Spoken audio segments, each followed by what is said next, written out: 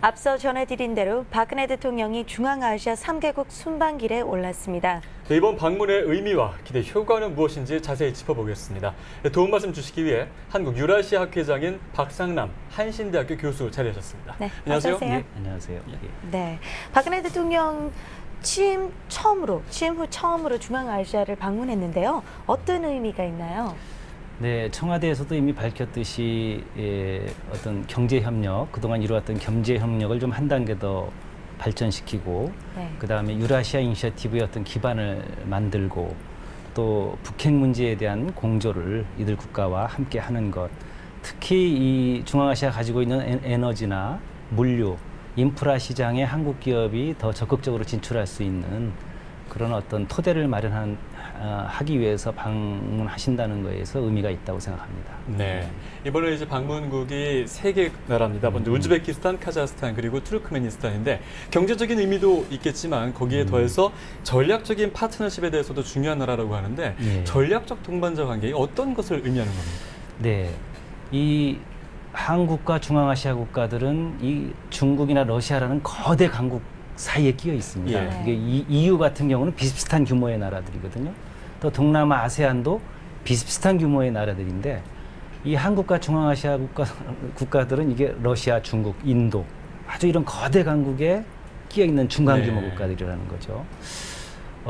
우리가 역사를 통해서 잘 알아왔지만 경험을 해왔지만 이런 강대국들에 의해서 이 중간규모 국가들, 이 약소 국가들은 운명이 많이 뒤바뀌어 왔었습니다. 그게 한국과 중앙아시아 국가들의 어떤 순환의 역사였고요.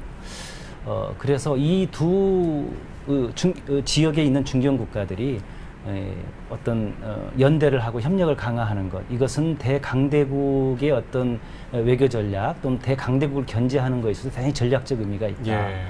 특히 우리 조상들의 좀 지혜를 배워야 할 필요가 있는데 이 7세기에 세계에서 최강국이었던 당나라, 중국의 당나라를 이 고구려가 견제했습니다. 네. 근데 이 고구려가 견제할 수 있었던 것은 바로 지금의 중앙아시아 지역에 있던 그 돌골 지역과 연대를 해서 당나라를 효과적으로 견제할 수 있었다. 즉 당태종이 30만 대군을 이끌고 안시성에 와서 무릎을 꿇은 유일한 나라가 고구려거든요. 예. 그래서 그러한 전략적 두 지역의 전략적 연대가 얼마나 역사적으로도 중요했던가 이런 것들을 우리가 역사 속에서도 교훈을 얻어야 할 것으로 생각합니다. 예. 요즘 그 중앙아시아 지역이 굉장히 좀 부상하고 있습니다. 좀 네. 뜨고 있다고 할 수 있는데 네. 여러 가지 이유가 있을 것 같습니다. 네. 뭐 지정학적인 원인, 네. 풍부한 자원, 뭐 어떤 것들이 있다고 보십니까? 지금 말씀하신 지정학적 예. 원인, 군사 안보적으로도 지정학적으로 아주 중요하지만 이 유라시아 대륙이 딱 중앙에 있어요. 이게 우리나라로 말하면 예전에 경상도, 전라도로 가려면 천안삼거리를 꼭 거쳐야 하듯이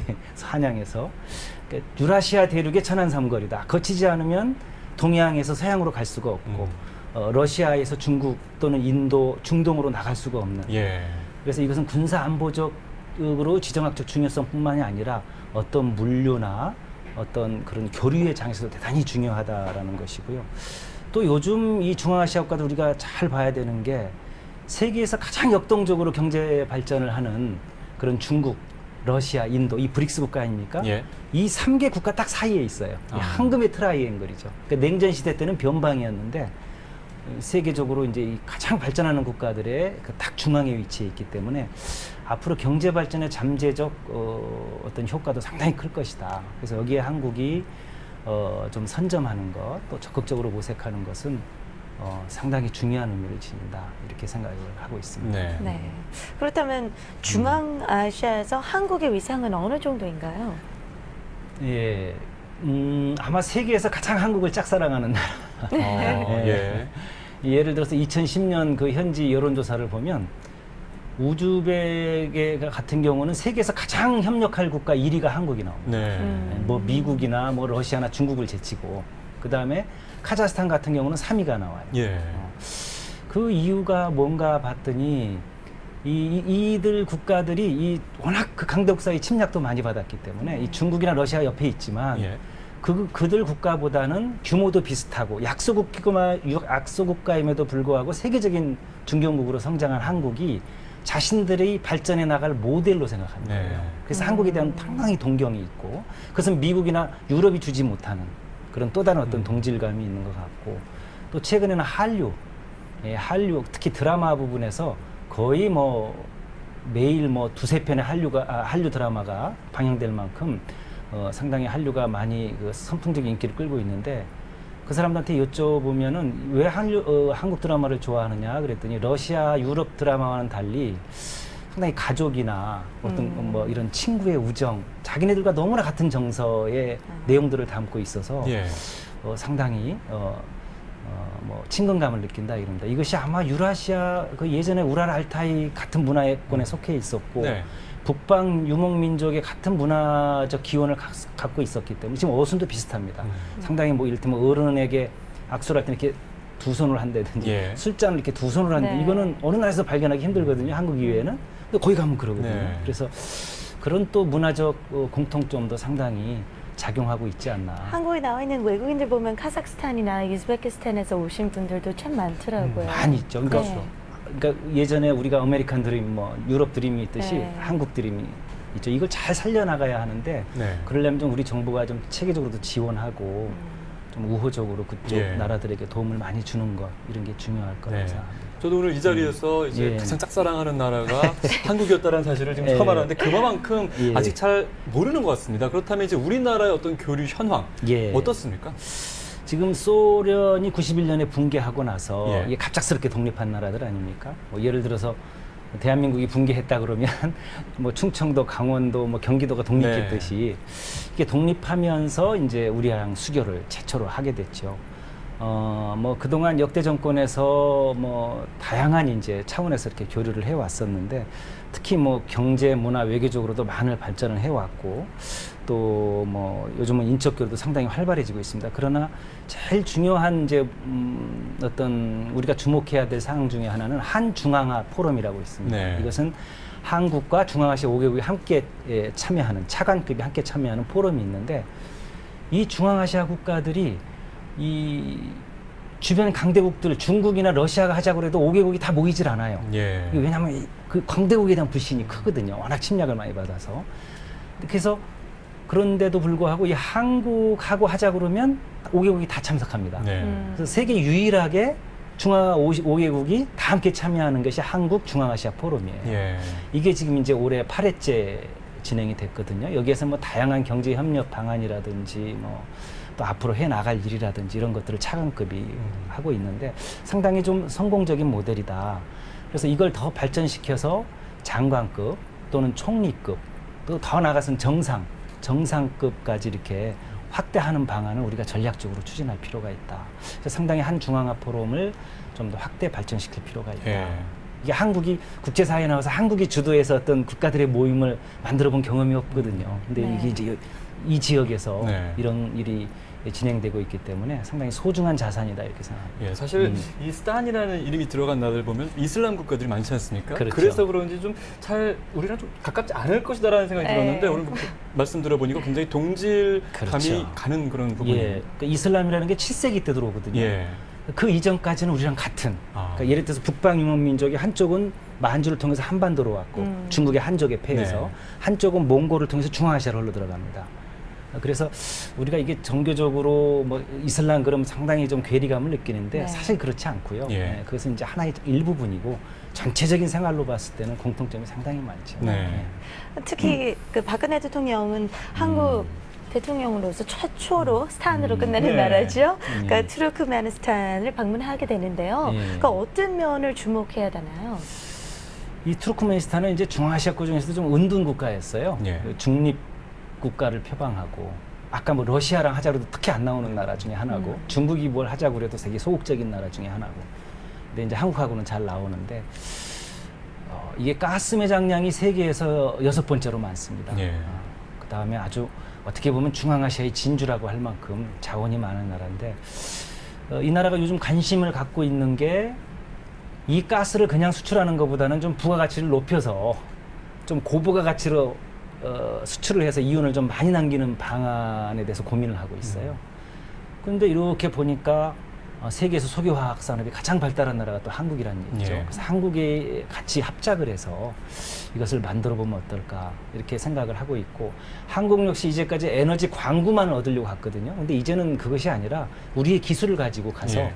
광고뿐만 아니라 그걸 고부가 같이 해서 그래서 역수출할 수 있는 이런 좀 다변화된 그런 전략을 가지고 이제 우리가 아마 이번 대통령께서 아마 그 방안을 아마 중점적으로 생각하시지 않나 이렇게 생각을 하고 있습니다. 네. 예. 지금 이제 투르크메니스탄의 가스에 대해서 말씀해 주셨는데 예. 전체적으로 이제 세 예. 나라가 가지고 있는 자원도 굉장히 많을 것 같습니다. 네. 세 나라의 어떤 자원 보유 현황 그리고 우리나라와의 경제 협력 어떻게 진행되고 있습니까? 예.